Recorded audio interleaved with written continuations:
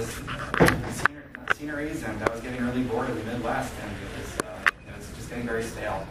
And I was stuck there for a very long time. So I finally got out, and once I got out, and I got that travel bug, and I got all this Beachbody income, and I've been traveling a lot since then, haven't I, really? I've seen and done some amazing, incredible things, and I never have to check back with the boss because I don't have one anymore.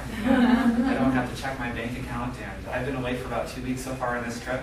I started out in Las Vegas and extended my stay, and rented a car and drove out here, and now I'm hanging out here, and I'm going to go north, I think, tomorrow. And eventually, well, actually on the 2nd, because I did book my flight back. On the 2nd, I go back home. And I've gotten 2 paychecks since I've been here, and they're both larger than any job or any boss has ever given me. And, I wasn't even technically working. So, what did you do before? Before this, I was unemployed. I was broke. Starving musician. I was a starving musician. Starving something. But, before that, I was at an office job, a cubicle, just sitting on my butt all day long, rotting to death, literally. And I was troubleshooting servers for an internet web hosting company. I liked what I did. It wasn't my dream job. And one day the boss came in and told us that all of our jobs were sold to the highest bidder, which happened to be in India. So, it's just one of those things. The IT and manufacturing jobs are gone. So it's not a good industry to get into. And I'm just one of those statistics now that lost my job at no fault of my own. But looking back, it was entirely my fault. I did nothing all those years that I was comfortable to build an income that I owned that nobody could take away from me. I was doing anything. So I got caught with my pants down, so to speak, like a lot of people do. And a lot of people don't own that responsibility, and they just go back to more of the same. And I had a massive shift in my perspective on that, and that's what really started this new journey. It was a change in my brain. It wasn't a change of anything else going on around me. It was here. And then I was introduced to this opportunity back in 2007, August of 2007. I went to a seminar or an opportunity meeting in Chicago, and the president of Beachbody at that time, Chris Simonian, he was presenting. He did it very attractively. I met some people there, real people with real stories. Sounds so cliche, but it's true. And it seemed like a good thing, and I was sick of being broke, and I was sick of doing everything that I was supposed to do. We're all raised to,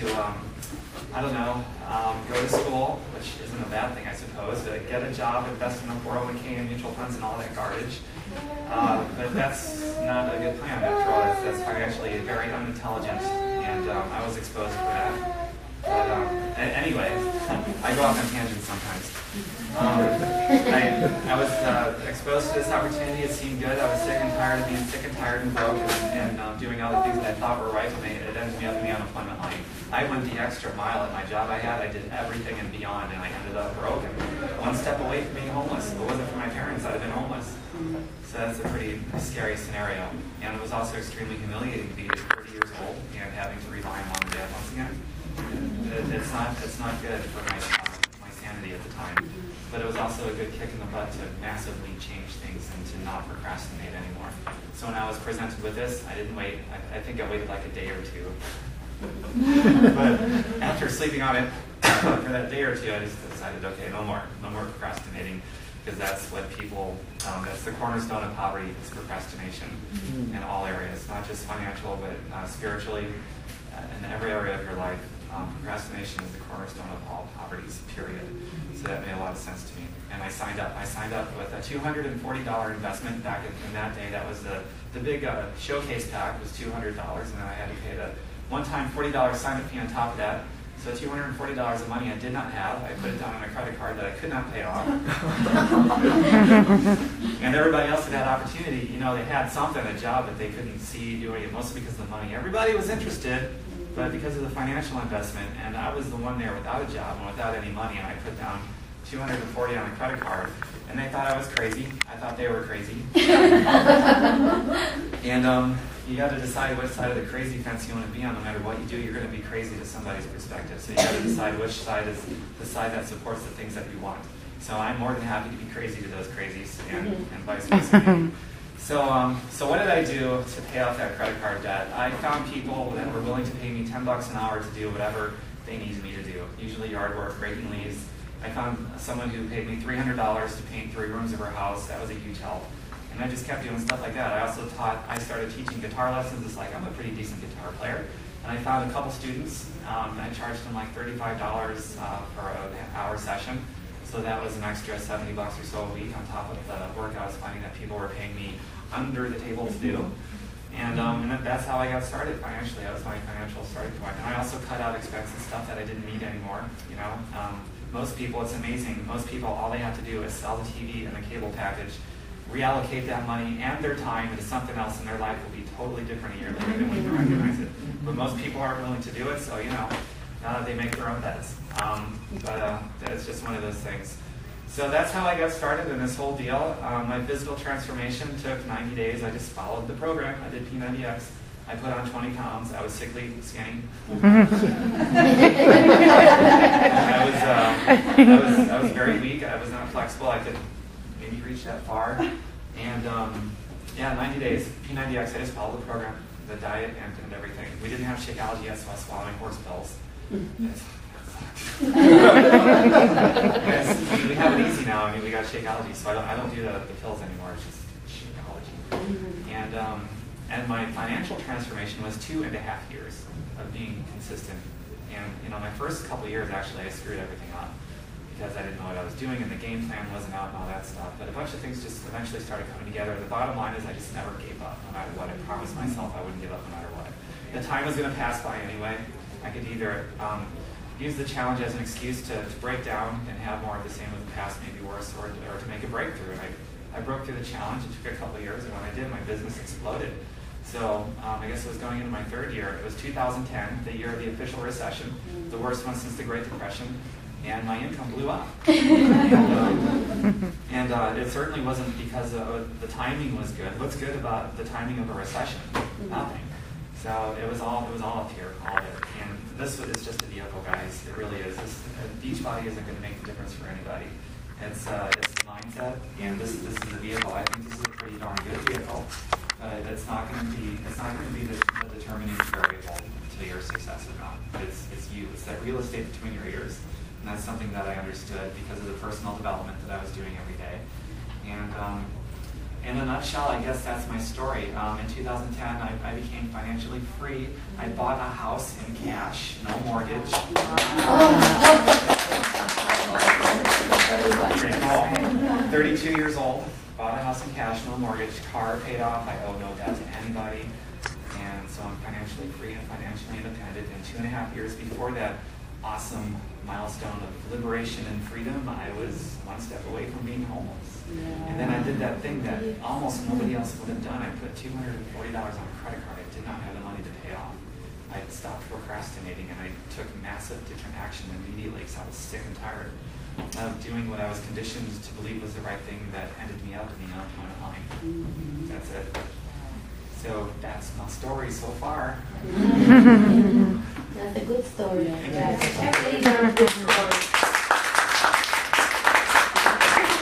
We're just starting, and my roadblock is financial thing. Approaching other people. How do you get past that? Oh, it's too expensive. Oh, I can't afford that. It's $100 a month for a drink. I can't do that. What do you say to people when you're trying to convince them that it's a good thing for them? First of all, it's not so much what you say, it's your belief, which is going to invoke what you say. So here's what I believe about this whole business aspect of it. You have to align your career with whatever your intrinsic passion is, whether it's Beachbody or otherwise. And hopefully nobody minds that I said that. So you have to align your career with your intrinsic passion. If you do that, you're going to be happy, you're going to be more fulfilled, you'll be able to handle objections, what people are saying, naysayers, and all that stuff. If you don't align it with your passion, you'll break down and you'll quit. So you got to make sure this is the right thing for you.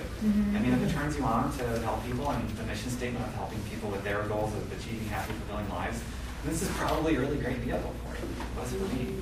So that's the first thing. And then, you know, when it comes down to the mechanics of it, people object to the price. You got to find out why they are even interested in this, the goals, and more importantly than the goals, why they have their goals. What does it mean for somebody to lose weight and gain more energy? What's it going to do for them? What's it going to solve a problem? You got to get that out of them. And then when the question comes up, you just attach the question to their why. Is $205 a worthwhile investment in yourself if it means you can lose weight and gain more energy and play with your kids? Yeah. That's it. Okay, question. You said it's basically self-improvement. Did you read any books, or I mean, you must have gone through a process. Do you have any books you can recommend? Yes. Or Got some note paper here. Yeah. Write down these titles.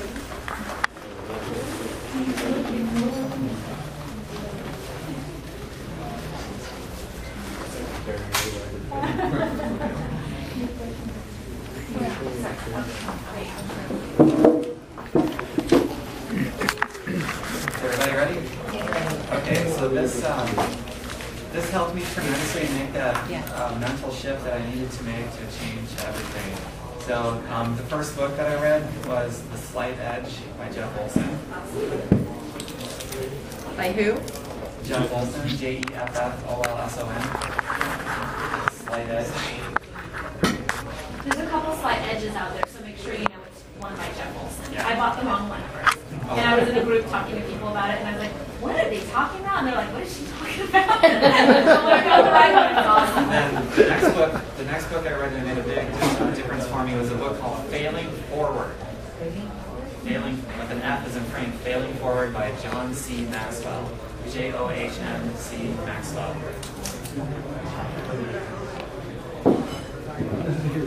And there's a piece of audio, my first audio, which to this day is my favorite. It's called Building Your Network Marketing Business, and that's by Jim Rohn, Jimrohn.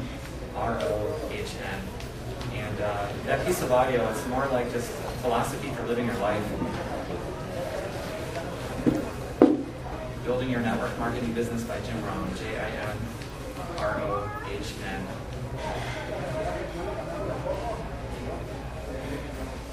So those are the three personal development materials that I got started with that really helped turn things on for me.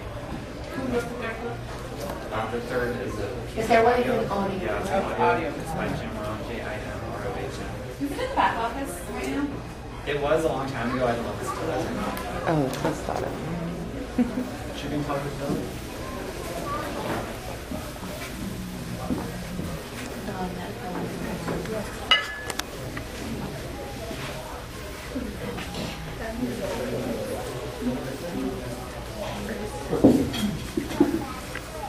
Any other questions? no, that's pretty good. Yes. What are you reading now for personal development? Right now I'm reading a book called Questions Are Answers by Alan Pease. I'm on my second or third time reading that book. Right here, please. Oh, yeah. How much a day do you do personal development? What's that? How much time a day do you put in to personal development? It varies, but I try to do at least 10 minutes a day. Cool. I have a short attention span, so it usually doesn't go too much more than 10. But sometimes I get into a groove and I'm in it for hours. I try to do just a little bit of something every day. Great, thank you. Who is that by? I'm sorry, who is that by? Alan Pease. Alan. Yeah, Questions Are Answers. Wonderful book. And do you use the shake for like replacement on a meal, or do you just use it for prevention? Replace all the vitamins. Oh, I brought that. I knew you were going to. I knew you were not going to make it one great. Between 1 and 3, depending on the chocolate craving. Yeah, that's why you need to follow out. Yeah, totally. How many people a day do you share with or try to meet? At least a couple. Probably more than 2 on average. So, How do you go about it? mostly Facebook. Arlene said I'm not much of a people person. She's totally right. So I'm much better on social media than I am like offline. So it's mostly online. Well, I gathered that since you were a computer geek, right? I was never really a computer geek. Well, you were in that field, so I it's kind was- of comfortable, right? Yeah, I was in that field, and I wasn't crazy about that field that I was in it because it was just enough to be What was the comfortable. job? Yeah, it was a job. I was actually more interested in the people I was working with, which is not being a people person. But I worked with some really cool people at that job, so when that job was gone, that was like the thing I was more sad about, working with people. Makes sense. It was some of ours. Yes.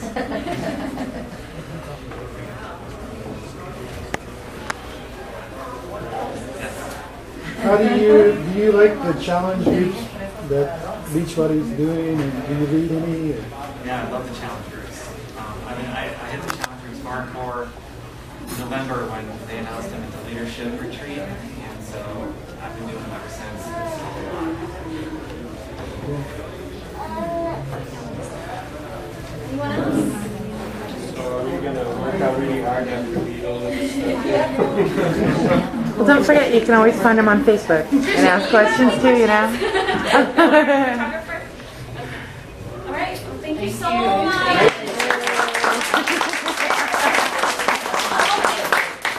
Talk to us about some of these. Oh, like all of them? Like all of them? Like, yeah. Okay. Like all of them? All right, this one is a bracelet that just says positivity on it. I met somebody in Vegas, and I'm kind of sweet on her, so. That must be who you were missing. We got it. So yeah, that was touching. I should give it to you. And, so not everything that happens in Vegas should stay in Vegas. I can't believe I said that. Changing him into a cheese ball. We're crazy, but we're fun. Okay, this is the Success Club Trip 2011. This is where I'm at. It's been on my hand ever since I've been thinking about it. This is, I commit to stay fit, and it says Team Beachbody on the other side. This I got probably 4 or 5 years ago. And it can serve as a nice record. Somebody says, "What's that?" And you write yes. This is Lance Armstrong Live Strong bracelet. Everybody knows who Lance is. I went to his foundation just a few months ago in my many travels that I can now do. And he's got a really awesome thing going on down there helping people with the diagnosis of cancer and cancer survivors and raising money, something that I'm emotionally attached to because all my grandparents died of cancer or maybe the treatment of the cancer, in my opinion. So he's doing really awesome work down there. And then this is a Commit to Pay It Forward bracelet, this hideous thing that I picked up at Summit. And it's hideous because it has to get rid of it as soon as possible. I have to find somebody to pay it forward to get somebody to commit to their fitness and changing their lives, and maybe even going to Summit next year. And then I can finally take this thing off and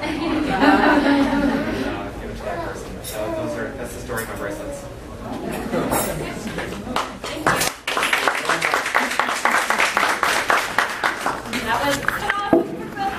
And Tom's lunch for the day. Oh, whoops, wait. Oh, lie down. Yeah, I know. I figured he'd want it. I told you I was just going to when I first started. I just wanted to stay healthy